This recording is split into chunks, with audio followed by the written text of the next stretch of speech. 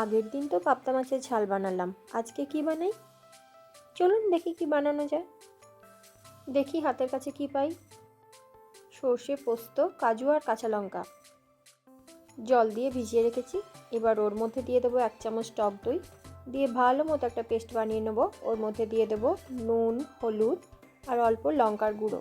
এটাকে ভালো করে মিক্স করে সাইডে রেখে দেবো। এবার কড়াইতে সর্ষের তেল গরম করে ওর মধ্যে 1 চিমটি নুন দিয়ে দেবো। মাছগুলো নুন, হলুদ আর অল্প সর্ষের তেল মাখিয়ে নেব, যাতে ভাজার সময় ছিটকে গায়ে না আসে। এই টিপসটা কাজে লাগিয়ে তেল ছেটকানো ছাড়াই আমরা পাবদা মাছ ভেজে নিতে পারি। তো একে একে সমস্ত মাছ আমি ভেজে নেব।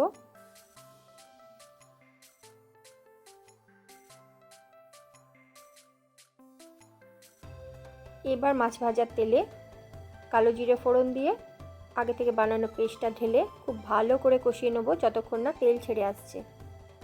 তেল ছেড়ে গেলেই ওর মধ্যে দিয়ে দেবো জল, দিয়ে মাছগুলো দিয়ে ভালো করে ফুটিয়ে নেব। খুব বেশি ফোটানোর দরকার নেই। ফুটে গেলে ধনেপাতা কুচি আর অল্প কাঁচা তেল দিয়ে নামিয়ে নিলেই তৈরি সর্ষে পোস্তে পাবদা মাছের ঝাল। দেখুন কালারটা কি সুন্দর এসেছে।